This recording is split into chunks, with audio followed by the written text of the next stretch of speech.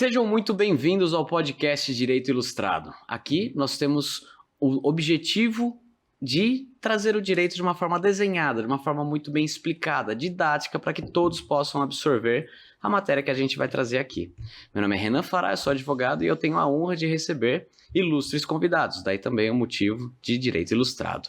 Hoje a gente recebe aqui a doutora Marina Deliberai. Doutora, bom dia. Bom dia. Se bem que o programa vai ao ar à noite, às 21 horas, mas eu peço para você cumprimentar o público. Olá a todos, muito bom dia, boa noite. É um prazer estar aqui, viu, Renan? Obrigada pelo convite, é sempre uma honra participar do seu podcast. Perfeito. Bom, o nosso programa ele vai ao ar todas as quintas-feiras, agora vamos fazer quinzenal por enquanto, e ele vai ao ar às 21 horas. Eu peço para que você se inscreva no canal, dê um gostei no vídeo para que o YouTube entenda que esse vídeo é relevante para o YouTube, né, para ser divulgado, e comenta direito de família, que vai ser o tema de hoje. Doutora Marina é especialista em direito de família e vai esclarecer diversos temas muito atuais do direito de família. Eu vou ter uma aula aqui, tenho certeza. O nosso programa é dividido em 3 partes. A primeira parte a gente chama de preliminares, onde a gente conhece um pouco mais do nosso convidado, da nossa convidada, para ter um pouquinho de conhecimento, empatia, como que ela é na vida real. E depois a gente já está com mérito, nesse caso aqui, o direito de família. E por fim, ela vai passar pelo quadro de frente para a sentença, com perguntas rápidas, polêmicas, algumas mais divertidas, e que ela tem o direito de recorrer ou de responder, fica a critério dela. Então fica com a gente até o final, que esse quadro costuma ser o mais divertido, com certeza. Marina, vamos lá. Conta pra nós. Casada, filhos? Estado civil solteiro, eu tenho um filho de 15 anos. 15 anos? Começou com 12? Tô brincando. Eu já tenho 43 anos já. E além da advocacia de família, o que você faz na hora vaga, no seu hobby? Renan, eu frequento academia, né? Faço musculação. Parei um pouco de andar de bicicleta, lembra que até comentei com você? E eu tô indo bastante em congressos, seminários. Na hora vaga, ela vai em congressos e seminários de direito de família. Tudo bem, tudo bem. E um livro ou uma série? Indica uma série pra nós, que eu acho que a gente conhece um pouco mais a pessoa quando ela fala o que ela tem assistido. Olha, faz tempo que eu não assisto. Mas a última que eu assisti é O Conto de Aia. Não sei se você já ouviu falar. Que é das empregadas? Não, existe um golpe de Estado. As mulheres são retidas, as mulheres férteis, elas são retidas, separadas dos filhos, do marido, e ela passa ali aquela série tentando buscar reencontrar a filha dela, que ela é separada da filha. As aias, elas são mulheres férteis que tá cada vez mais raro de existirem. Ela é bem chocante, assim, né? Mas acho que foi uma série que me impactou bastante por causa dessa... Era uma ditadura, então as mulheres elas eram extremamente submissas, elas precisavam ter relação sexual com... Era como se fosse um senhor feudal, né? Que ele tinha a mulher dele, a fixa, que mostrava para a sociedade a pura, mas as aias eram as mulheres férteis, então que elas serviam só para isso, só para reproduzir. Reprodução. Perfeito. Eu tenho assistido uma série que chama 9 Desconhecidos, que é com a ex-mulher do Tom Cruise. Esqueci o nome dela, uma loira magra. Não. Fez Os Outros. Bom, tudo bem. É interessante, é um resort, um spa, onde vão as pessoas lá, damaged people, sabe? Todo mundo com algum probleminha. Uhum. E nesses spa eles têm um tratamento ali de choque. Só que vai ficar bem pesado. E eu acho legal, porque já participei de alguns cultos semelhantes, assim. Não culto, mas no sentido de melhoramento pessoal, sabe? Uhum. De final de semana, que você vai e volta outra pessoa. E aí acho que não chega a ser uma sátira, mas é como se fosse algo mais exagerado desse tipo de entretenimento. Não entretenimento, de evolução espiritual, pessoal. Enfim, tá interessante. Nicole Kidman é o nome dela. Bom, vamos lá. Quais são as suas experiências formativas que influenciaram para a sua carreira de advogada familiarista? Renan, durante a graduação, logo no segundo ano de faculdade, eu fui monitora de Direito Civil do primeiro ano. Eu era Então, de penal, eu entendo Ah exatamente. lá, é que a gente já se identificou, né? A gente já Sim. consegue se identificar logo no primeiro ano com as matérias favoritas. E então eu tive, né, esse contato. Depois, durante os últimos anos de faculdade, que a gente atende a assistência, aí só casos de família, né, que aparecem, guarda, divórcio. E nunca é o simples, né? Não. Na escola a gente aprende A mais B igual a C. Na hora que chega na vida real, Sim. principalmente do convênio, nossa, era tudo muito cabeludo. Exatamente. Pensão, né? Enfim. Então, durante a graduação foi isso. E aí, depois foi mais assim, uma questão minha, pessoal, que me levou para essa área. Legal. E você tem alguma história interessante ou desafiadora que viveu durante sua trajetória profissional? Tem uma história, algumas, né? Direito de família sempre tem muita coisa interessante. Uma vez eu presenciei um depoimento, uma escuta especializada de um menor de idade, e ele tava muito nervoso na hora. E eu achei interessante, não, eu achei um absurdo a falta de preparo ali do promotor, do juiz. Existe ali a psicóloga que fica intermediando, né, as perguntas, mas mesmo assim eu achei extremamente tensa essa escuta especializada. Eu acho que ela devia ser... sabe aqueles cursos de reciclagem que o juiz e o promotor precisam fazer? Acho que, eu não sei se tinha acabado de implementar, porque algumas comarcas não têm essa escuta especializada, mas aqui em Americana foi o ano retrasado. E eu fiquei um pouco assustada, assim, com a forma que foi conduzida. Não é muito interessante, né? É triste. Eu achei Mas eu passo triste. muito por isso, porque atuo muito em casos de denúncias injustas contra clientes de abuso sexual, né? De menores. E aí passa por essa escuta especializada para tentar apurar. Você melhorou, então, de uns anos para cá? O que você acha? Eu acho que não. Inclusive tem um filme muito bom, chama A Caça, para quem a gente ainda tá falando na fase preliminar. A Caça é um filme, se eu não me engano, escocês, que tem um ator que é o mesmo ator que faz Hannibal, o seriado do Hannibal, não o Anthony Hopkins no seriado. E esse ator é o principal desse filme, ele é um professor de ensino fundamental, né, de jardim de infância, e ele é acusado injustamente de ter abusado de uma menininha, sabe? E essa escuta especializada, ela passou a ser oitiva especial, né? Ela passou a ser implementada justamente pelo risco de você implantar falsas memórias. Então a criança vem, eu tô assustada, você percebe que ela tá estranha, o que houve? Naquele caso ela tava com ciúmes do professor, sabe? Criança de 4, 5 anos, criou um amor platônico, e aí viram que ela tava meio assim, o que aconteceu? Aí ela inventa uma história. Entendi. Só que na verdade ela inventa pouco. Só que as pessoas, para querer tirar dela, falam assim, ele fez isso? Fez. Ele fez aquilo? Fiz. Isso que também fez. Pô, mas aí ela passa a acreditar, ela faz um filme na cabeça dela que aquilo aconteceu e depois ela replica. Mas já tá maculado, né? Porque já foi um momento errado que colocaram aquilo. E aí depois, se ela for ouvida mais 10 vezes, ela vai repetir aquilo que ela disse lá atrás. Né? E é muito complicado. Então, por isso que essa oitiva especial, essa escuta especializada, ela tem que ser muito bem feita, com muito cuidado, e a gente deveria ver que isso tem poder de anular um processo inteiro. Mas, na verdade, o que a gente vê é condenações injustas. Mantém aquilo e condena. Não é nem só anular o processo. Eu acho que a criança ela fica realmente muito assustada.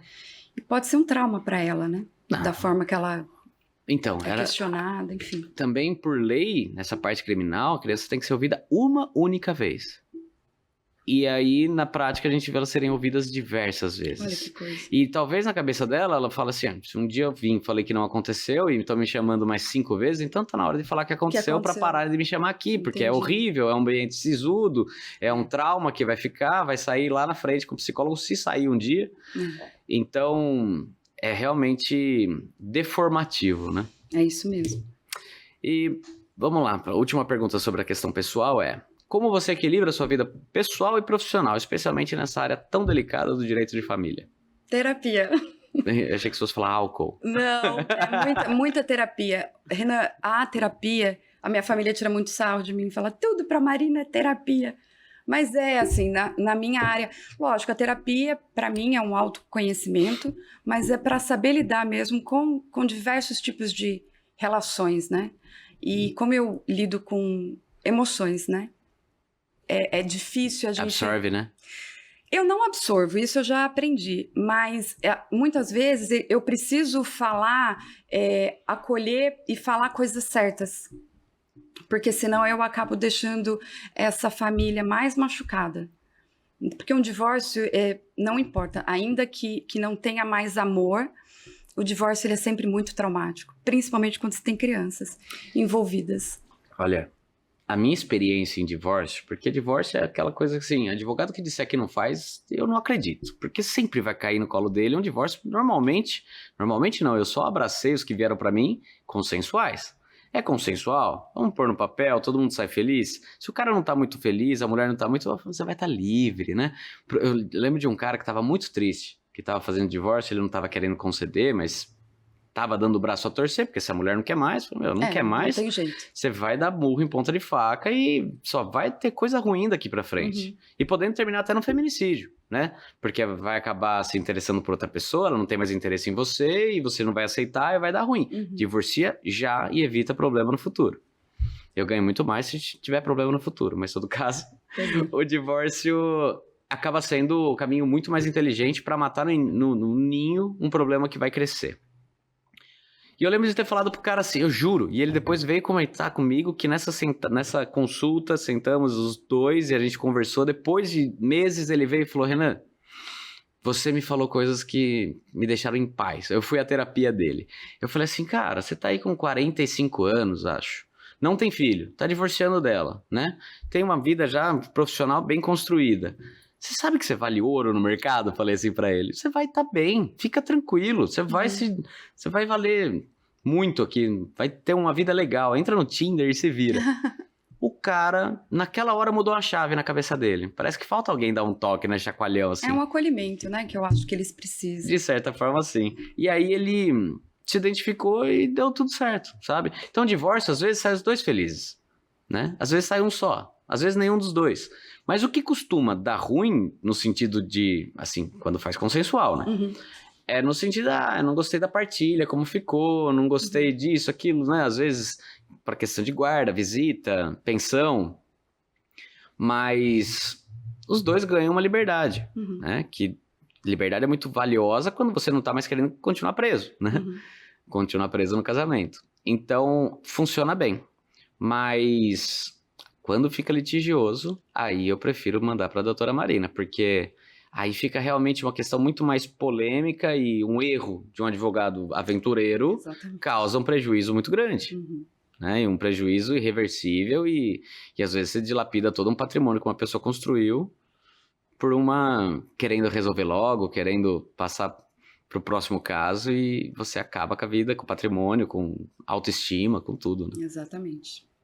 É isso mesmo. Perfeito. Vamos agora entrar no mérito, tá? Vamos agora, de verdade, atacar a questão do direito de família. Vamos começar falando sobre alimentos gravitícios. Aliás, gravídicos. Gravídicos, isso.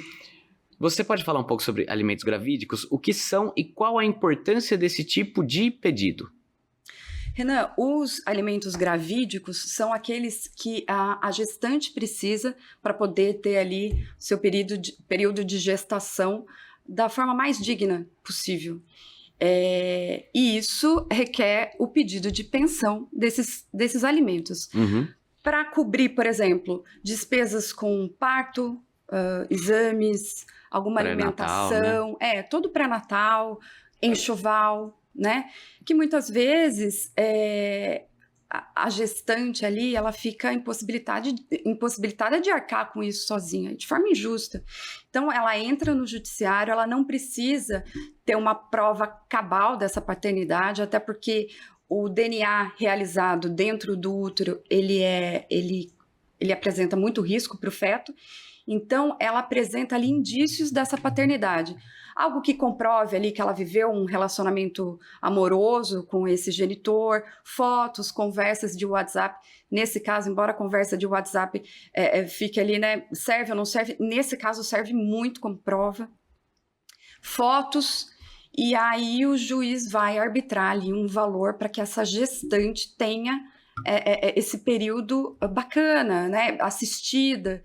E muitas vezes, dependendo do juiz, esse pedido pode se reverter numa pensão alimentícia. Sim. Então já ganha ali um bom tempo, né? Tá, duas questões. A primeira, é no mesmo patamar, assim, de 30% dos rendimentos? Nem sempre. O que acontece? Eu tive um caso recentemente que a gestante, ela vai ter o neném acho que daqui 2 meses. Só que durante os primeiros meses, ela ficou naquela discussão com o genitor, vai pagar, não vai pagar, vamos fazer um acordo, não vamos fazer um acordo? E o tempo vai passando. E essa genitora arcando com tudo sozinha. Ela toma várias vitaminas, são vitaminas que não são baratas. Ela teve que realizar vários exames de urgência. Enfim, como ele ficou ali 7 meses sem pagar nada, neste caso, o juiz arbitrou um valor que vai servir no mesmo patamar da pensão alimentícia. Foi 30% dos rendimentos líquidos dele. Uhum. Então, assim, pode até ser que pelo período gestacional isso seja um pouco acima, mas acho que teve ali uma compensação, como ela não pediu antes. Sem. E isso eu expliquei durante o processo, mostrei ali que teve várias tentativas de acordo. Tentei pedir os que já tinham passado, mas eu já sabia que ia ser indeferido. Então, mas eu achei justo ele ter definido assim um valor que eu achei que não fosse ser o valor que... Eu achei que fosse só para pensão, mas ele já arbitrou um valor, acho que justo. Ok, nasceu, fez o exame, não era do cara que pagou alimentos gravídicos. Acontece. Devolve dinheiro? Então, olha só, na verdade, quando essa lei ela foi promulgada, teve um veto num artigo que falava exatamente disso. Teve um veto presidencial que falava exatamente que ela, a genitora, ela seria responsabilizada. Embora isso tenha sido vetado, na prática, obviamente que a gente pode... Por exemplo, eu sou advogada desse genitor que pagou essa pensão injustamente, sem ser o pai. Eu vou entrar, mas aí eu vou entrar na área da responsabilidade civil. Aquele que causa dano deve reparar. Então, um dano material, moral, posso até pedir moral também. Então, existe a possibilidade jurídica do pedido. Existe. Ou esse pai entra contra essa genitora, ou entra contra... o Estado. Não, o genitor. O genitor responsável. O verdadeiro genitor. Contra o Estado. Foi o Estado que mandou pagar? Então, mas na verdade, é uma ação péssima, né? Mas o Estado ele foi provocado. E foi provocado pela genitora. Mas alguém deu. Quem a ordem é do juiz. Mas é porque tá na lei, né? Aí não tem jeito. Aí, no caso, a responsável por ter falado algo que não era verídico é a genitora. Aí ela vai ser responsabilizada. Talvez ela tivesse acreditado que fosse dele, né? Não achava que era do João e era do Paulo. Pode ser, mas aí quando se tem dúvida é melhor não entrar, né? Não entrar, né? Sei. Ou realiza o exame no útero, que é a amniocentese, que tem riscos, mas ou ela pode realizar e já demonstrar para o juiz quem é realmente o verdadeiro pai e já pedir automaticamente a pensão. Você que está aí planejando seu carnaval, lembre-se disso. E quais são os requisitos para uma pessoa, para uma mulher, que ela possa solicitar esses alimentos durante a gestação? Ela tem que mostrar, né, que ela está grávida, tem que mostrar pelo menos alguns indícios desse relacionamento, as conversas do WhatsApp, e só. Aí, no meu caso, esse recente, eu tinha acesso aos Lembrei olerites. da Nájila com o Neymar, né? Vou mostrar aqui com o meu vídeo. E você sabe que você falou sobre WhatsApp, né? Print de WhatsApp. Eu sempre usei. Eu sempre uso. E eu falo pro cliente assim, não apaga, né? E na primeira audiência, primeiro momento que eu tiver para falar com a pessoa que mandou as mensagens, né? Fala, você confirma? Se disser que não, eu tô com o celular aqui para provar, né? Para fazer perícia. Mas se você confirmar, a gente já nem fala sobre isso, já fica uma coisa julgada, né? Vira uma coisa incontroversa. E funciona assim. Porque senão, se for querer fazer ata notarial, fica caro, caríssimo. Existe um aplicativo chamado Verifact. Você me contou. E ele serve para isso, inclusive se a pessoa for usar a primeira vez, tem um período lá gratuito, então dá para usar bem. Ele tem os metadados. Só que quando a gente fala de coisa muito diferente, os juízes que me desculpem, mas tem muitos que não entendem ainda, né? Você vai conseguir no tribunal, talvez, alguém que entenda, conheça e confirme. Exatamente. Vai ficar trazendo isso para juiz de primeira instância. Às vezes você não consegue convencer com algo que era pra convencer, né? Entendi. Então, eu acho que esse caminho de, guarda aí, a gente vai usar os prints, você guarda o original, não vai apagar, porque acontece isso também.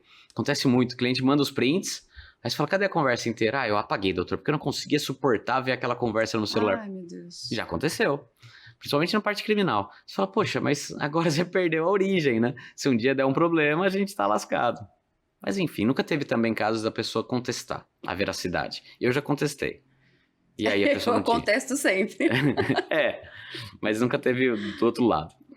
Vamos lá. Pedido de pensão alimentícia de pais aos filhos. Eu lembro de já ter falado sobre isso quando eu fiz um vídeo um podcast, sobre direitos dos idosos, né? Que o idoso, muitas vezes, que faz esse pedido. O meu sogro, ele fala que um pai cria 5 filhos, mas 5 filhos não criam um pai. Né? E como funciona esse pedido de pensão de pais para filhos? Existe alguma situação específica que você poderia compartilhar? Vamos lá. Os alimentos, Renan, eles são recíprocos e solidários. Então, da mesma forma que o filho pode pedir pensão para o pai, na velhice, também pode pedir para o filho. O que acontece muito e tem saído bastante na mídia é com relação aos pais que praticam abandono afetivo, que depois, quando eles se tornam idosos, eles entram com esse pedido. E aí, neste caso, seria justo pagar ou não? Então, a jurisprudência tem decidido que não, que quando é comprovadamente o pai que abandonou, não só materialmente, mas emocionalmente, aí eles não têm esse direito. Mas, a princípio, é sim solidário e recíproco. Mas o que muitas vezes acontece também, você pode ver, isso também é cultural. Quando se tem mais filhos e tem mulheres e homens, as mulheres ficam sob os cuidados dos pais.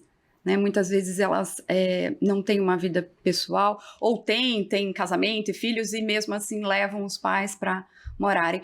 E normalmente os homens, né, falando assim, na maior parte das vezes, por uma questão cultural, não contribuem, nem com tempo e nem com dinheiro. Aí esses irmãos podem sim, por exemplo, às vezes os pais recebem uma aposentadoria baixíssima que não dá para nem comprar remédio. Custear o remédio. E aí esses irmãos acabam entrando também pedindo esse auxílio, já que não pode ser dado como tempo de qualidade, mas que pelo menos arquem financeiramente. E aí nesses casos é dado sim. Entendi. Bom, vamos lá. Passou 1000 coisas na minha cabeça aqui. Imagina. Mas... Todo mundo passa por isso, né? Toda família tem isso. Ou se você não tiver na sua, você vai ter um amigo que passe por isso. É verdade. Os pais... Eu tô pensando em abandono afetivo. O abandono afetivo... Poxa, você já foi no podcast do Rodrigo Magno, já, né? E ele traz questões assim que a gente pode pensar... Existe uma alienação parental tão forte num divórcio que o filho sofre pela mãe, né, e passa a odiar o pai, que chega um momento que o pai desiste. E às vezes, se for menina ainda corre o risco até do pai ser acusado de abuso, tudo, e isso vai acontecer. E aí o pai desiste. De repente, isso pode ser interpretado como abandono afetivo lá na frente, né? Pode. E aí, poxa, uma coisa vai levando a outra. Mas tem todo um contexto, né? Sim. Todo um contexto. Com certeza, esse pai que foi acusado injustamente vai ter toda a prova ali, né? E eu entendo, eles acabam desistindo mesmo. E sem julgamentos, um processo crime demora, né? E quanto tempo que eles ficam ali. E a gente, no direito de família, eu fico dependendo de vocês. E o quanto é desgastante. Muito. É extremamente pesado. Volto a falar da terapia para poder ter esse acolhimento. Né? Esse pai que está sem ver os seus filhos, muitas vezes acusados injustamente. O último programa nosso, lá em Campinas, eu lembro que no chat começou um cara a falar, eu tô pensando em suicídio. Aí a gente parou e focou nesse cara, falou, calma, né? Não é a solução, tal, mas porque você vê que chega ao... Se vê sem saída, né? Eu tô falando palavras que vão acabar com a minha monetização do vídeo, mas, por favor, esqueça isso. Vamos lá, execução de alimentos. Quais são as diferentes espécies de execução de alimentos e como elas funcionam na prática? Existe a execução de alimentos sobre o rito de prisão, o que é mais famoso, né, que todo mundo usa, e sobre o rito de penhora. O que também tem muita confusão, que a população se engana, é achar que deve esperar 3 meses de atraso da pensão para pedir a prisão do devedor de alimentos, e não precisa. Antigamente era, né? 3 meses? Na verdade, ou nunca foi? Na verdade, é uma falha de interpretação. E eu concordo que o legislador, muitas vezes, ele podia ser um pouco mais objetivo. Se você entrasse antes, o juiz falava, espera 3 meses. Mas então, pela falha de interpretação, porque na verdade está na lei e ela não mudou. Quando Dr. Fábio veio aqui, Fábio Capone, e ele falou, tem a teoria do realismo, né? Teoria do direito do realismo, onde ela diz que o direito é aquilo que o juiz diz que é o direito. Então, no fim, a gente acaba se adaptando ao juiz da comarca, né? Ao CPC, o Código Processual da comarca, e a gente faz do errado, né? Não, porque quando a gente vai estudar, a gente percebe que, assim, muitas vezes a gente precisa explicar para o juiz algo novo que está aparecendo, né? Então, mas algo novo. Isso que eu digo, até tempos atrás a gente não brigaria pedindo pensão com o primeiro mês. Mas você sabe o que acontece? O direito de família, minha área, ela tem bastante coisa positivada, mas ela é mais costumes, jurisprudências e doutrinas. Então, por isso que, assim, na minha profissão, é o que eu falo, gente, todos os dias eu recebo boletins de decisões e todo dia muda. Todo dia muda. Quando surge um caso que eu fiz há 1 ano, eu falo, calma, eu vou precisar estudar de novo. Não é porque tem na lei, e eu sei que a lei não mudou, é porque eu sei que tem decisões recentes a respeito da matéria e eu preciso estudar e ver como que os juízes estão interpretando por causa dos costumes. A gente está numa sociedade que ela muda constantemente e a lei não acompanha. O direito de família é muito isso. Muito. Então, assim, a pensão que todo mundo falava, esperava, essa genitora ficava 3 meses para depois entrar, não precisa. Atrasou 1 dia, pode entrar. Não só o atraso, se ele pagou parcialmente, o que acontece muito na virada do ano, é aquelas pensões corrigidas pelo salário mínimo. O que os pais fazem? Continuam pagando o que pagou em dezembro. Não, gente, tem que atualizar, o salário mínimo mudou, dia 1º de janeiro mudou. Aí então você tem que pagar. E aí fica a diferença, e você pode executar da mesma forma. Aí você pedir prisão pela diferença do que não pagou. Depende, né? Depende Lógico, quando a gente coloca isso na ponta do lápis, porque eu vou cobrar para fazer uma execução, embora, né, porque são honorários distintos, as pessoas precisam entender, e eu explico isso muito bem, outro rito, outro processo, outra situação. Dependendo ali, pela cobrança, eles falam, não, melhor não. Vamos fazer uma notificação extrajudicial, porque às vezes esse pai já não tem contato com esse advogado para poder auxiliá-lo. Olha, não pode esquecer desse reajuste. O que eu vivo é estar aqui brigando por uma pessoa, né, pela filha da pessoa, e eu sinto que o cara, né, o genitor, tá usando o advogado da empresa que não entende nada de direito de família. E também não tem a menor sensibilidade. Ele fala assim, não, na hora que a polícia bater na sua porta, você corre e paga que não dá nada. Aí, resultado, você fica brigando sempre por um valor, na hora que chega lá, ele paga o valor que já está ultrapassado de novo, você tem que continuar com o processo, porque ele nunca quita o processo inteiro, né? Só vai quitar aquilo que está no mandado, mas aquilo já venceu, já tem mais. E todo mês ele vai pagar tudo atrasado, sem atualização, aliás, tem atualização, mas não tem multa, né? Não entra a multa quando é caso de prisão. E não entra honorário, e vai ficando assim. Aí eu acabei segregando o processo, uma parte ficou como penhora e outra parte ficou como prisão. Da penhora tem honorário e tem multa, mas aí cessa ali, agora nos últimos 3 pedimos a prisão, e tá acumulando, né? Quando ele for pagar, vai ter que pagar os 2 processos, mas para não ser preso, só aquele da prisão. Exato. É isso mesmo. E aí tem o rito da penhora, que você acabou de falar. E o rito da penhora é quando você vai ali penhorando bens. O mais interessante é que você pode penhorar até 50% do salário desse devedor. Então, se ele tiver a carteira assinada, olerite, ótimo. Pode demorar para pagar, porque não pode penhorar mais do que 50%, mas pelo menos você já tem garantido ali alguma coisa. Porque a gente está falando da maior parcela da população que não tem bens. Né? Não tem um automóvel que possa ser penhorado, não tem um imóvel. Ainda que tivesse um imóvel, você pode penhorar, porque é uma das exceções da impenhorabilidade do bem de família, quando há alimentos ali, né? Mas não é a realidade da maioria. Então você consegue penhorar ali o 50% salário. Pro labore.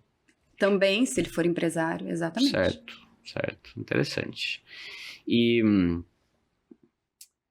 Essas execuções de alimentos são tristes, na verdade, e até pensando em valores, né? Porque a pessoa tem custo com o advogado, não tá recebendo, fica no desespero. Agora na Por isso virada que de muitas ano vezes não entra. virada de ano já virou, né? Mas teve material escolar, Exato. uniforme, Matrícula, festa, viagem, não tem, e a pessoa não contribui e vai deixando a Deus dará Pois é. um excelente pai. Ou mãe, Excelente. né? Ou mãe também. Ou mãe. Bom, quando falamos em execução de alimentos, a penhora é uma possibilidade. Como isso acontece e quais são os limites legais? A gente acabou de falar sobre isso, né? Os 50%, você pode penhorar o bem, né? O que eu acho interessante... Aí entra bem de família? Isso não Então, pode ter bem de é uma família? exceção, você pode penhorar. Por quê? Porque é uma das exceções que está lá na lei 8.009, não tenho certeza se é essa lei, mas nos incisos é uma das exceções. Então, devedor de pensão alimentícia que acha que pode, não, é bem de família, ninguém vai tomar, vai sim. É entendeu? verdade. Uma coisa que eu acho interessante... Imposto também, viu? Fica esperto, imposto também vai tirar seu bem de família. E o pior de todos é fiador. Você é fiador de alguém e perde o seu bem de família. Exatamente. Que também está como exceção. Exatamente. Aí, sabe o que acontece muito, Renan? Nessas execuções, você sabe, é um processo demorado até a gente conseguir a penhora. O que você pode fazer? Logo que você entra, você pode pedir uma averbação de existência de ação. Então, nesse imóvel, por exemplo, você vai lá e averba. Porque o que acontece? Tudo bem, eles sabem que é fraude contra credores, mas eles vão lá e vendem, passa para o nome de outra pessoa. Até para você poupar um trabalho seu lá na penhora, para não entrar terceiros de boa fé, você pode colocar essa existência de ação. Já é pelo menos uma garantia a mais que você vai conseguir penhorar esse imóvel depois. Perfeito, perfeito. E a prisão por dívida alimentícia é um tema polêmico. Em que situações pode ocorrer e qual a sua visão sobre a prática? Mas já falou sobre isso, então eu quero dizer assim, isso é uma confusão dos pais também. Prende aí, vou continuar sem pagar. Na verdade, a dívida continua, né? Exatamente. Então, ele pode ficar preso de 30 a 90 dias, é isso? De 1 a 3 meses? Até 90 dias. E vai ser mais conforme a reincidência, né? Eles acham que a dívida vai ser perdoada, Vai né? pagar com a prisão dele. Vai, né? Aí vai pro rito da penhora. Preso de novo, pelo mesmo valor ele não vai ser, não porém... vai, mas vai pro rito da penhora, exatamente. Perfeito. O que é mais importante para você, que você já construiu e que você tem mais orgulho? É minha família. E você? E aí você pensa, poxa, quando eu não estiver mais aqui, como minha família estará? Ela vai precisar de bens para vender, para poder se sustentar? Será que existe um meio de você proteger essa família, proteger os seus filhos, proteger a sua esposa, o seu marido, de forma preventiva? Ou seja, para que eles não precisem sair correndo, vender as coisas até para pagar o próprio inventário? Isso se você conseguir deixar bens, não é mesmo? Então, existe um procedimento, existe alguma forma que a lei prevê? Existe o seguro de vida. E para isso, eu sou cliente e eu recomendo o trabalho do Life Planner André Ferreira. Ele vai poder analisar as suas expectativas, as suas demandas e apresentar um plano adequado para aquilo que você precisa, para aquilo que você pode contribuir. Algo que caiba no seu bolso, mas que vai ajudar, vai ter grande relevância para aquele seu parente que vai estar num momento de luto e vai ter aí um conforto. Portanto, procure André Ferreira e você vai conhecer o trabalho dele. Tabacaria Rucá. Você que gosta de fumar seu narguilé, que precisa dos acessórios para ele, o carvão, a essência. Você que gosta de um charuto, um bom charuto cubano, ou um nacional, um Dona Flor, um baiano de qualidade, você pode encontrar isso na Tabacaria Rucá, que fica na Avenida Paulista, em Americana. Também é um lugar muito bom para presentes. Ali vai ter várias coisas de decoração, coisas de planta, muita coisa interessante que você encontra do seu lado. Tão fácil, tão tranquilo, o acesso ali é rápido e você tem esse produto de qualidade diferenciado que vai surpreender aquela pessoa que for presenteada. Portanto, vá, faça uma visita na Rucá e diga que você conheceu ela através do nosso podcast. Urban Ladies and Gents. Esse é o salão de beleza, estúdio de beleza que eu utilizo para manter o meu cabelo em dia, minha barba em dia, e eu recomendo que você conheça. Ali você vai passar por profissionais que são especialistas no atendimento. Todo mundo se sente muito à vontade na Urban Ladies and Gents. Vai lá, toma um café durante o corte, durante a barba, dependendo do horário você pode tomar uma cervejinha. Ali são pessoas especialistas em te deixar extremamente confortável, desde a massagem no momento da lavagem do cabelo até o momento aí de fazer sua barba. A gente fala que a barba é o spa masculino, é a maquiagem do homem, e você vai se sentir bem, renovado e bonito, com certeza a sua melhor versão. Conheça Urban Ladies and Gents, passa ali com o Rodolfo, com o Atílio ou com as meninas, e você, sendo homem ou sendo mulher, com certeza vai gostar do atendimento e do resultado. Conheça Urban Ladies and Gents. Imobiliária Rogano. Você que tem um imóvel, que quer vender, que quer alugar, ou você precisa alugar o imóvel, comprar o imóvel, o Rogano é o cara que vai encontrar o melhor para você. Conversa com ele, manda uma mensagem para o Rogano e vai conhecer as opções que ele tem. Tenho certeza que alguma delas vai te agradar, e se você falar, não gostei dessas, mas eu quero aquela que não está no catálogo dele, vai conseguir chegar a isso para você, pode ter certeza. O Rogano é o cara. Segue ele. Falar sobre depósito parcial e quebra de sigilo bancário. O que são depósitos parciais e como eles são utilizados nas ações de alimentos? Os depósitos parciais, o que acontece? Muitas vezes tem lá um acordo homologado, uma sentença, e tem lá que pagar um salário mínimo, enfim. Esse pai vai lá e paga, todo dia 10, ele vai lá e paga meio salário mínimo no dia 10, e depois dia 15, dia 20, ele paga mais meio, sabe? São depósitos parciais. Isso está errado. Ele tem uma data de vencimento porque a criança tem os vencimentos dela, né? Tem escola, tem o Exatamente. E essa diretora que fica com a administração, ela precisa contar com esse valor. Então, você entra ali com cumprimento, sob pena de multa. Olha, juiz, faça com que ele cumpra a data de vencimento, né? Então, você pode executar também sob esse argumento. Qual que era a outra questão? Ah, da quebra de sigilo. Isso. Mas aí é já num divórcio, né? A quebra de sigilo. Tá. Nesse caso. Em caso de divórcio, a quebra de sigilo bancário é uma questão delicada. Como é o procedimento e quais são as implicações legais? O que acontece? Renan, hoje em dia não, né? A verdade, na verdade, o direito de família, isso sempre aconteceu. Tem ocultação de patrimônio. Muitas vezes, lógico, né? Respeitando aí como cada um vive a vida de casado, mas esses casamentos, esses casais que o marido, normalmente, que fica na administração dos bens, que sai para trabalhar, ele que é o provedor, ele vai ali acumulando bens, patrimônio. Um caixa dois. E essa esposa, às vezes, não sabe. Às vezes, nem é um caixa dois. Às vezes, essa esposa está tão atarefada ali com os cuidados da casa, dos filhos, e ela não se preocupa com isso. Na hora de um divórcio, você vai conversar com essa mulher, ela não sabe absolutamente nada. Uhum.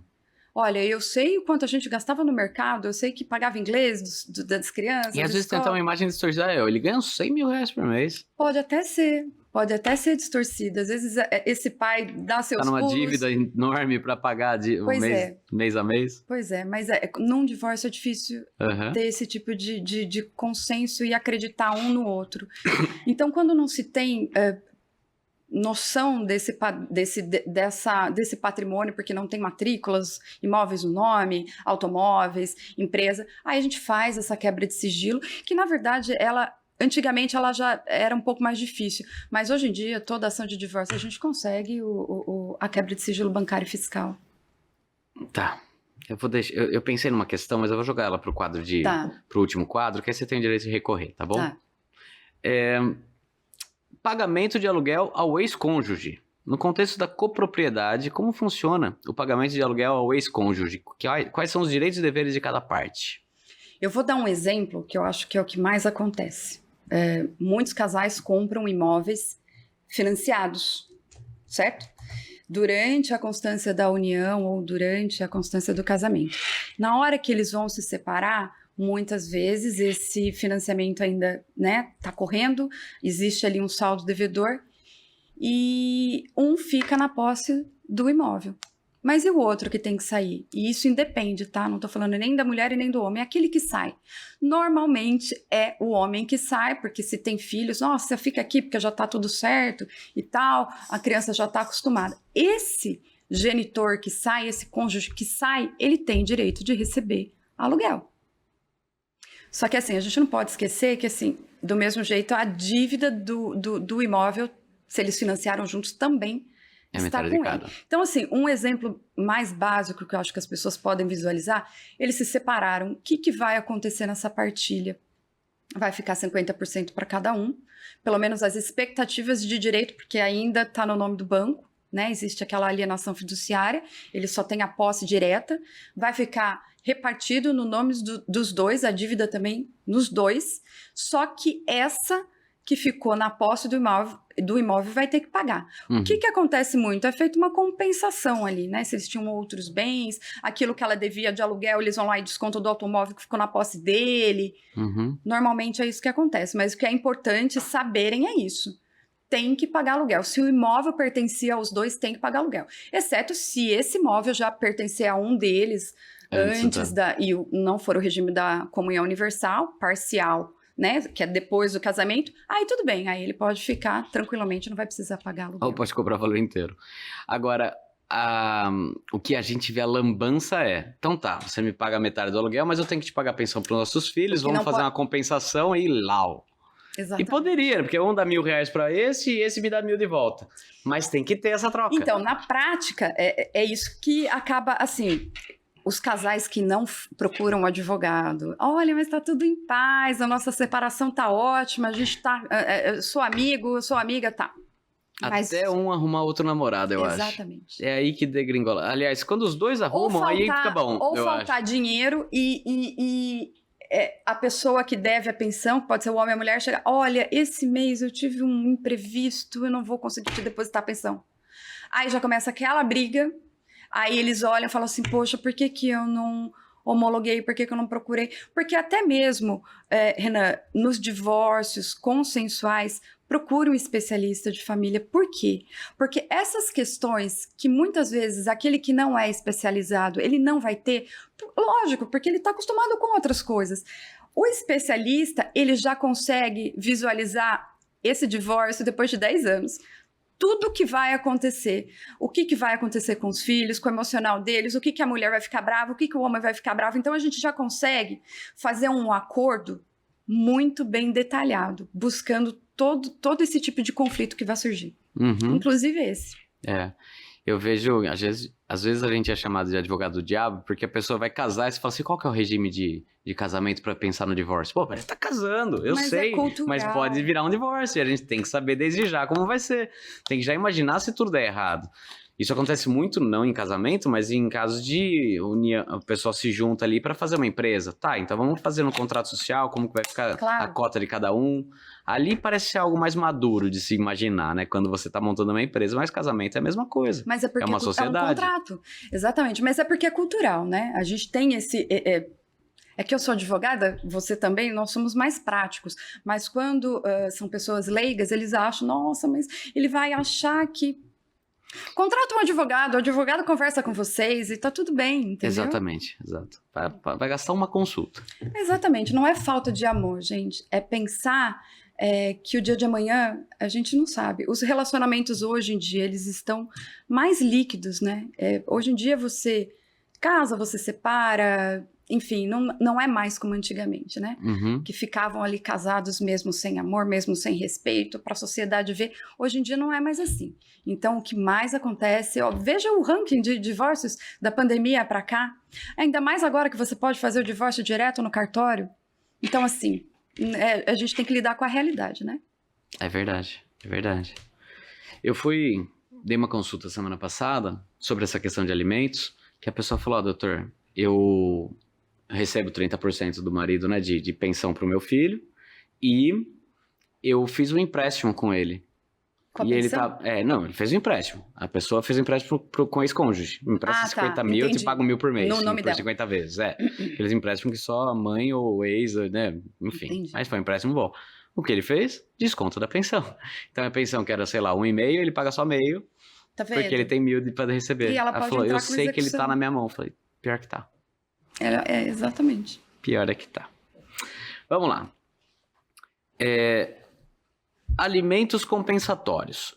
O que são os alimentos compensatórios e em quais situações podem ser solicitados no divórcio?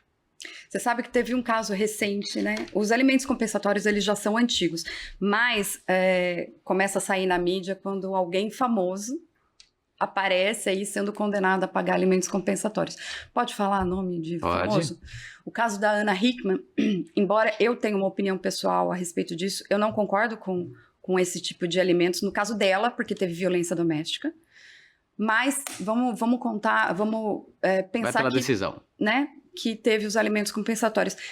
Gente, a lei tem que ser igual para todos, né? Tanto para o homem quanto para a mulher. Nesse caso, como ela era detentora do alto padrão de vida que eles tinham, depois da separação, o que aconteceu? Ele teve uma queda brusca de padrão de vida. Então, assim, os alimentos compensatórios não pode ser confundido com aqueles alimentos convencionais da pensão alimentícia, por exemplo, porque ele pode ter a profissão dele, né? Ele pode ter a renda dele, mas o que ele pediu, os advogados, muito inteligentes por sinal, o que eles pediram foram os compensatórios para que ele mantivesse o mesmo padrão de vida. Pelo menos temporariamente, né? Mas aí, eu já não sei se é verdade, tá? Aí falaram que ela tá descontando a pensão que ele deve, e agora ela colocou numa conta conjunta esses alimentos compensatórios, e essa conta conjunta, como ele deixou várias dívidas no nome, tá comendo esse dinheiro, e agora ela vai entrar com uma execução sob pena de prisão. Acho invenção de internet, eu não acho que seja isso. Acho que jamais que o juiz ia falar, olha, deposita esses alimentos compensatórios nessa conta. Sim. Que tá bloqueada. Senão, ineficaz, né? Então eu acho que isso aí é um pouco... Mas os alimentos compensatórios, o que é importante que as pessoas saibam é isso. Muitas vezes, as mulheres que saem... Agora eu vou dar um exemplo da maioria. As mulheres que saem desse casamento, muitas vezes sem meação, por causa do regime de bens... Por exemplo, elas casam no regime da separação. Elas... Comeu um parcial de bens, só que ela não tinha nada, era sempre os bens já era do marido. Pode ser também. Algo que ela não tem ameação. Ela sai desse casamento sem nada. Uhum. E o padrão de vida dela? Uhum. Né? A gente chama de alimentos... Quanto tempo para você adquirir esse padrão de vida? Então depende. Cada caso é um caso. Para ser um direito adquirido. Na verdade, cada caso é um caso. E também não é assim, olha, eu fui casada durante 2 anos, eu tinha um padrão de vida assim... Calma, né? Cada caso é um caso. A gente tem que analisar o caso concreto. Então, as decisões que tem no STJ, que não são muitas, para você ver, né? É difícil alguém pedir. Mas ali, meia dúzia de decisões eram casamentos longos, 20, 30 anos. A mulher abdicou da carreira, ela só cuidou dos filhos, ela já tem uma idade avançada, ela não está mais no mercado de trabalho, então calma, né? Então, são casos específicos. E assim, se ela tiver essa meação, até que ocorra a partilha, você pode arbitrar, o juiz vai arbitrar esses alimentos compensatórios até a partilha. Agora, aquela que não tem bens, aí vai depender do caso concreto. Assim como é analisada a pensão alimentícia, é analisada também os alimentos compensatórios. Cada caso é um caso, a gente pode levar como regra. O que eu acho que é importante saberem é que existe esse alimentos, direito. Ou qualquer outro, né, entre cônjuges e ex-cônjuges, ele cessa quando o ex arruma outra pessoa, né? Na verdade, se casar assim, com outro, termina o... Na verdade, depende. Esse compensatório, é que normalmente são transitórios. Quando você vê o juiz arbitrando alimentos convencionais, no máximo 2 anos. Você pode ver. Certo. No máximo 2 anos. Porque eles entendem ali... Não necessariamente. A não ser que ele entre com uma revisional... Certo. No meio, dizendo, olha, aquilo que ela precisava hoje não precisa mais. Então, não é automático. Não é, por exemplo, igual é automático o direito real de habitação. O direito real de habitação, quando a viúva mora naquele imóvel que pertence a todo mundo, mas ela tem o direito ali. Só que se ela casar de novo, ela perde. Aí é automático. Entendi. Ela perde, ou se ela viver em união estável. É diferente da pensão, porque a pensão... ela não transita em julgado e você tem que entrar, ou com uma revisional para aumentar ou para diminuir. Nesse caso, se ela casou de novo e alterou o padrão de vida dela, aí esse ex-cônjuge que paga esses alimentos convencionais, ele vai ter que entrar e provar para o juiz, olha, aquilo que ela precisava, hoje não precisa mais. Mas aí ele vai ter que provar. Ó, para desenhar um pouquinho. Primeiro, ação de alimentos. Tem o binômio necessidade e possibilidade. Eu preciso e ela pode pagar. Ou vice-versa. Provando isso para o juiz, ele vai determinar o alimento. Renan, quanto que é? É 30% no máximo? Um terço? Em regra mas quando a gente fala em compensatórios, ou seja, eu quero manter o padrão de vida que eu tinha antes do divórcio, antes meus filhos vão ter antes de eu separar com a cônjuge, então eu tenho esse compensatório e pode ser muito mais do que 30%. Então, aí não tem um valor, uma porcentagem específica. Por isso que não tem uma resposta final, cabal no direito em geral. Vamos lá. Vamos chegar agora no quadro de frente para a sentença. De frente para a sentença, você tem o direito de responder e tem o direito de recorrer, se você não quiser responder, tá bom? E respostas mais rápidas agora e objetivas. Tá. Você acredita que prisão por dívida alimentícia é uma medida eficaz ou apenas punitiva? Eu acho que por ela ser punitiva, ela se torna eficaz. Eu acho ótimo. Perfeito. Porque na hora que chega, bate a água no bumbum, né? Realmente chega a polícia ali. O dinheiro aparece. Aí empresta, faz o que tem que fazer. Na sua opinião, a legislação brasileira é justa em relação à pensão alimentícia? O que você mudaria? Aquilo que eu falei, como a legislação não. Mas a jurisprudência, a doutrina tende a melhorar com a evolução da sociedade. Acho que ainda precisariam positivar, né, colocar na lei, por exemplo, o trabalho invisível daquele que fica com a guarda da criança. Aquele que fica com a guarda da criança é que vai levar no médico, é que vai ter menos oportunidade para se especializar. Chama trabalho invisível? A gente chama de trabalho, porque é aquele trabalho doméstico, que não é recompensado, que culturalmente falando nunca teve valor. Hoje em dia se fala mais disso, por causa do tempo que se perde, entre aspas, tá? Porque eu tô falando que se perde para cuidar dos filhos, mas não é que se perde, né? A partir do momento que você decide criar um filho, você sabe que você vai ter tudo isso. Mas tem que ser analisado isso, porque essa mulher, ela vai, ou esse que estiver na guarda, com a guarda dos filhos, vai ter menos tempo de trabalhar. Até de namorar, até de criar um novo relacionamento. Exatamente. Então eu acho que isso tinha que ser positivado, tinha que estar na lei. Como você vê o papel dos advogados na mediação de conflitos familiares? Eles são mais parte de solução ou da complicação? Tem de tudo, não tem? Eles são essenciais. Mas muitas vezes tem aqueles que só complicam, não tem? Meu Deus, como tem? Como a gente tem colega que parece que joga contra todo mundo. Eu vou falar. Os conflitos de família, lógico, alguns casos específicos, mas todos são resolvidos sem precisar do judiciário. Aliás, eu sempre falo, é melhor que não precise, porque o judiciário é frio.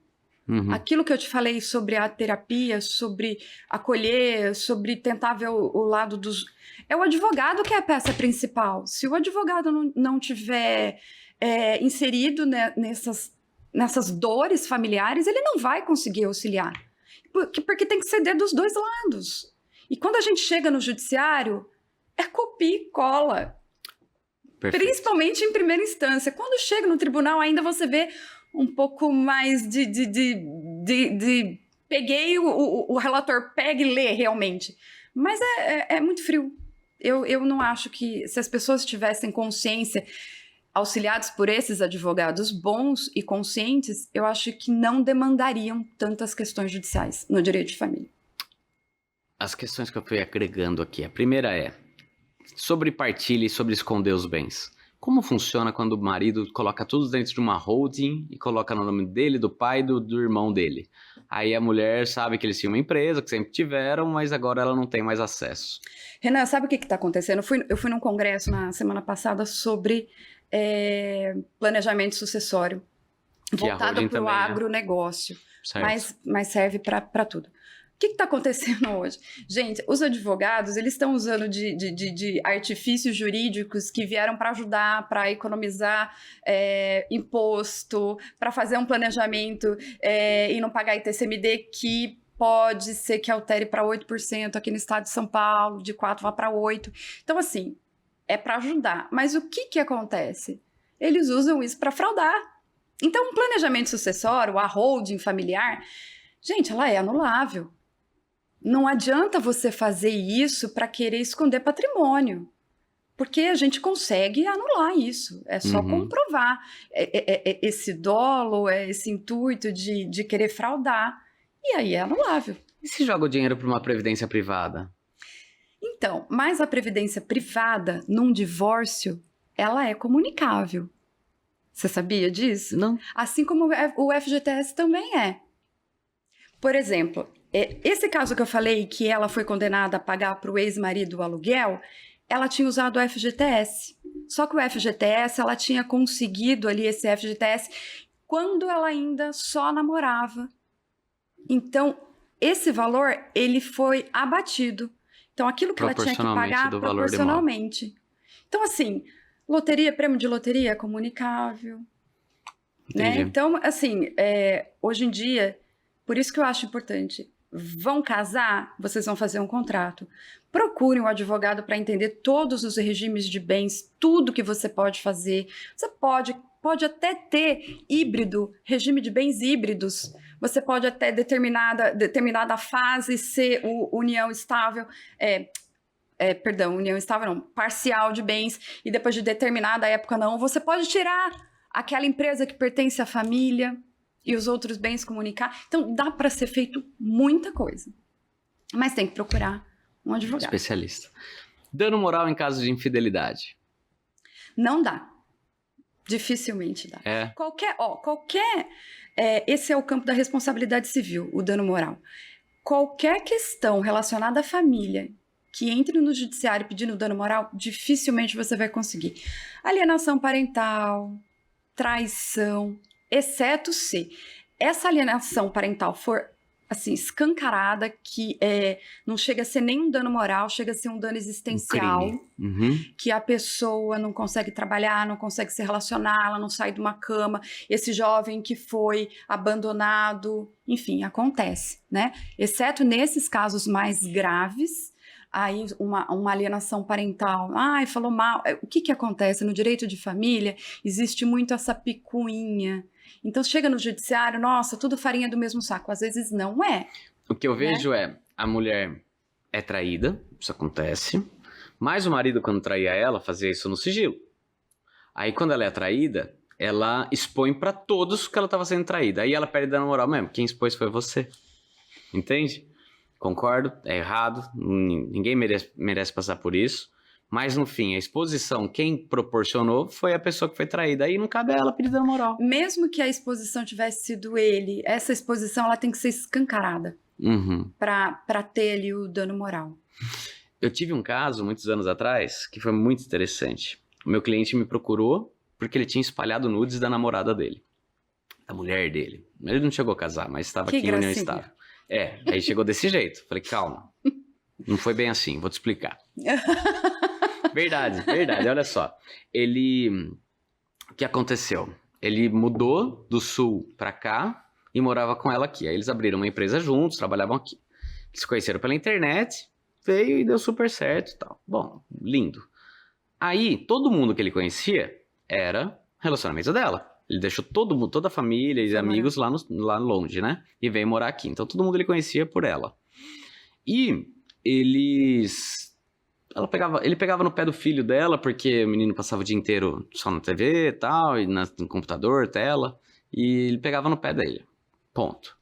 Belo dia, ela colocou silicone. E ela ficou com o ego muito exacerbado, tá? Tudo bem, cada um tem seu direito, mas ela talvez não se sentisse mais suficiente com o cara que ela tinha. E aí, um dia ele flagrou ela, né? Ele entrou no banheiro e viu que ela tava tirando foto e mandando pra alguém. Bom, isso aconteceu, foi uma briga e tal. Aí um dia, eu não sei se esse foi o primeiro ou o segundo momento, mas o tablet dele, o filho dela logava o Facebook dele no tablet dele. E aí, ele flagrou uma conversa que ela tava tendo pelo Facebook do filho com o ex-marido, mandando foto, né, de como tinha ficado e perguntando quando que ele ia aprovar, etc e tal. Ele printou isso tudo e mandou pra ele mesmo. Printou e mandou pra ele mesmo. E brigaram, né, acho que quando ele flagrou mesmo ali o momento, aí foi a hora que eles terminaram e tal. E ela começou a falar pra todo mundo, que era todo mundo que ele conhecia, que ele tava sendo violento com ela, por isso que eles terminaram, que ele estava sendo violento com o filho dela, etc e tal. Aí ele pegou e falou assim, quer saber? Então eu vou contar o porquê. E pegou esses prints, mandou pra mãe, ele mandou pra 5 pessoas. Pra mãe e pra 3 amigas dela. Mais uma cunhada, acho. Então, pra mãe, pra uma parente e mais 3 amigas, principais amigas. Falou, ó, a gente terminou porque ela é uma vagabunda, por causa disso aqui, olha as provas que eu tenho. Quando isso chegou no ouvido dela, ela falou assim, você tá maluco? Tá mandando foto minha pelada pros outros? Vou te processar. Aí que ele me procurou, eu falei, não, a gente processa ela antes. Olha isso. Eu achei julgados sobre dano moral pela traição.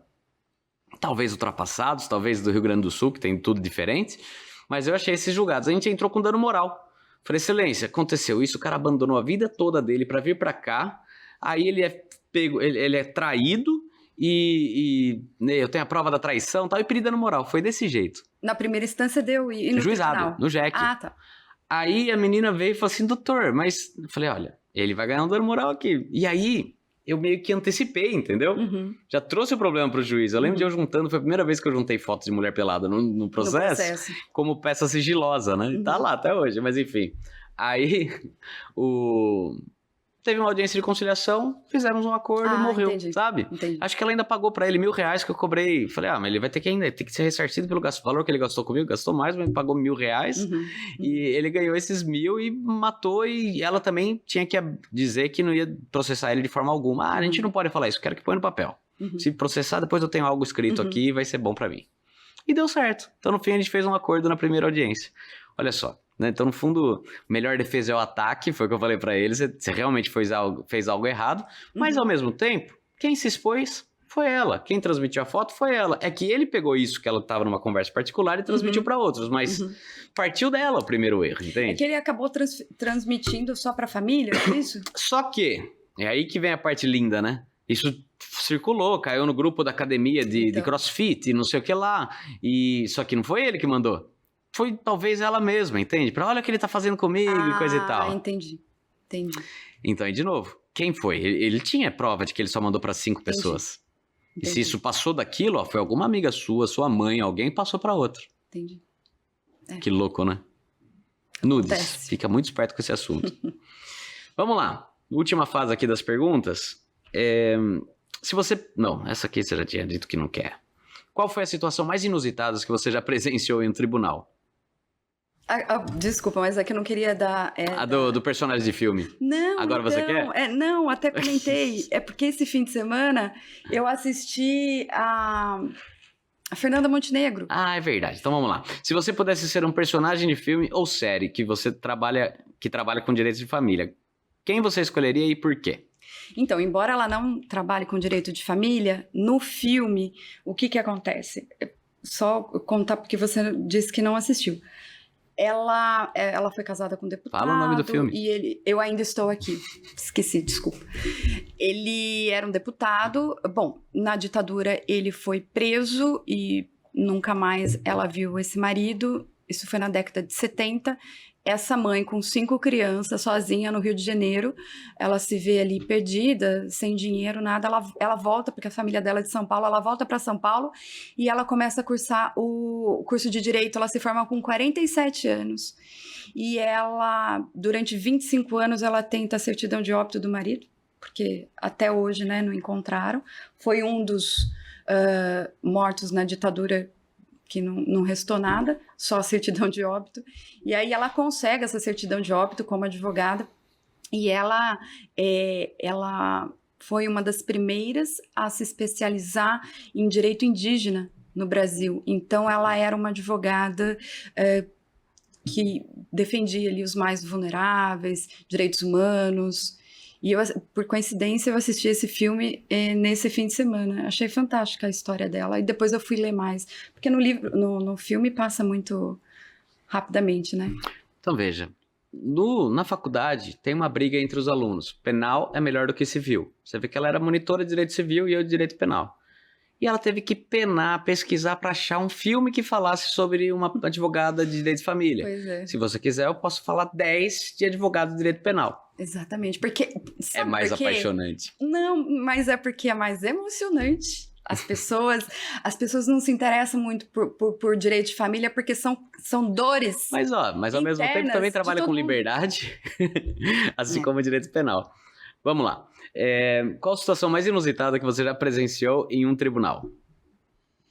Eu fiquei pensando nessa pergunta e eu acho que foi de um pai que numa audiência de instrução e julgamento, de pensão, guarda, ele começou a mostrar fotos para o juiz da geladeira dele vazia. Assim, eu não tenho dinheiro para pagar a pensão. E aí o juiz falou para ele, mas, meu senhor, até um desempregado tem que pagar a pensão, né? Dê seus pulos. Até um desempregado tem filho que come.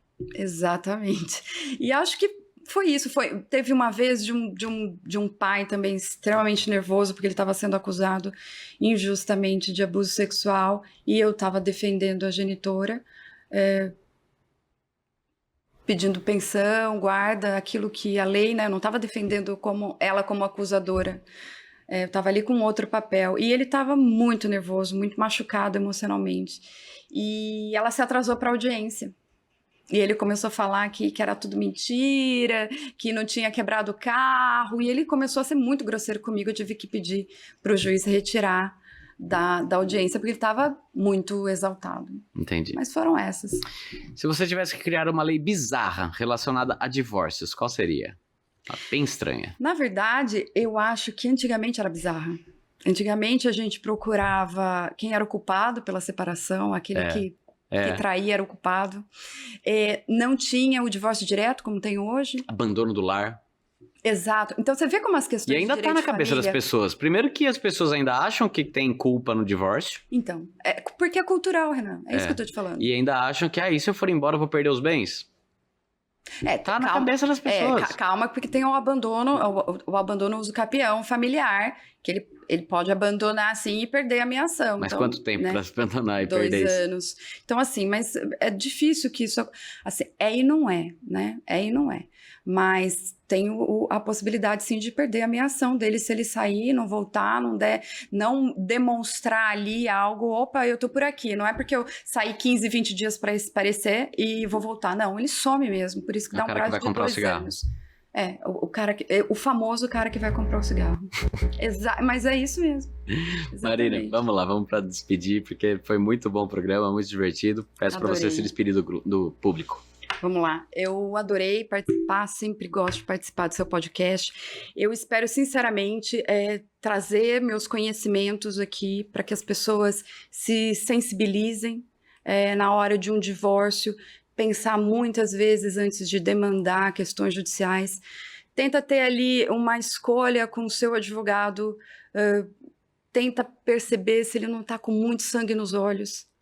Porque eu acho que essa, sinceramente, não é a saída porque um divórcio ele já é doído. Você já tem um problema, procura não achar outro problema. Procura não achar outro. Então, eu acho que é essa a mensagem que eu queria passar. Queria agradecer muito. Obrigada, viu, Renan? Eu que agradeço muito ter aceitado o convite. É o segundo programa que a gente tem com a Marina. Se você gostou, pode procurar no nosso canal do YouTube que tem outro. Vou colocar aqui na descrição do vídeo se você quiser já linkar e assistir mais um pouco. E... agradeço ter topado, ter se preparado, ter trazido questões, essas questões que a gente construiu juntos, né? E para trazer mais coisas atuais aí do direito de família para que você possa absorver. Tenho certeza que a linguagem foi tranquila, foi direta, foi bem desenhado. Você pôde absorver bastante do nosso conteúdo. E, mais uma vez, eu vou pedir, se inscreve no canal, dá um gostei no vídeo, escreve, comenta aqui direito de família, para que o YouTube entenda que esse vídeo é relevante para o tema de direito de família. E aciona as notificações para que você não perca mais nenhum vídeo nosso. Um forte abraço e até a próxima. O que é mais importante para você, que você já construiu e que você tem mais orgulho? É minha família. E você? E aí você pensa, poxa, quando eu não estiver mais aqui, como minha família estará? Ela vai precisar de bens para vender, para poder se sustentar? Será que existe um meio de você proteger essa família, proteger os seus filhos, proteger a sua esposa, o seu marido, de forma preventiva? Ou seja, para que eles não precisem sair correndo, vender as coisas até para pagar o próprio inventário? Isso se você conseguir deixar bens, não é mesmo? Então, existe um procedimento, existe alguma forma que a lei prevê? Existe o seguro de vida. E para isso, eu sou cliente e eu recomendo o trabalho do Life Planner André Ferreira. Ele vai poder analisar as suas expectativas, as suas demandas e apresentar um plano adequado para aquilo que você precisa, para aquilo que você pode contribuir. Algo que caiba no seu bolso, mas que vai ajudar, vai ter grande relevância para aquele seu parente que vai estar num ambiente, num momento de luto e vai ter aí um conforto. Portanto, procure André Ferreira e você vai conhecer o trabalho dele. Tabacaria Rucá. Você que gosta de fumar seu narguilé, que precisa dos acessórios para ele, o carvão, a essência. Você que gosta de um charuto, um bom charuto cubano, ou um nacional, um Dona Flor, um baiano de qualidade, você pode encontrar isso na Tabacaria Rucá, que fica na Avenida Paulista, em Americana. Também é um lugar muito bom para presentes. Ali vai ter várias coisas de decoração, coisas de planta, muita coisa interessante que você encontra do seu lado. Tão fácil, tão tranquilo, o acesso ali é rápido e você tem esse produto de qualidade diferenciado que vai surpreender aquela pessoa que for presenteada. Portanto, vá, faça uma visita na Rucá e diga que você conheceu ela através do nosso podcast. Urban Ladies and Gents. Esse é o salão de beleza, estúdio de beleza que eu utilizo para manter o meu cabelo em dia, minha barba em dia, e eu recomendo que você conheça. Ali você vai passar por profissionais que são especialistas no atendimento. Todo mundo se sente muito à vontade na Urban Ladies and Gents. Vai lá, toma um café durante o corte, durante a barba, dependendo do horário você pode tomar uma cervejinha.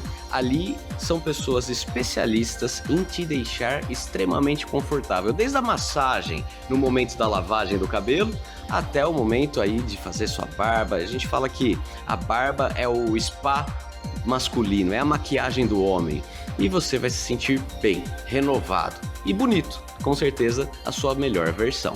Conheça Urban Ladies and Gents, passa ali com o Rodolfo, com o Atílio ou com as meninas e você, sendo homem ou sendo mulher, com certeza vai gostar do atendimento e do resultado.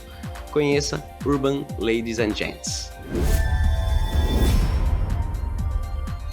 Imobiliária Rogano. Você que tem um imóvel, que quer vender, que quer alugar, ou você precisa alugar o imóvel, comprar o imóvel, o Rogano é o cara que vai encontrar o melhor para você.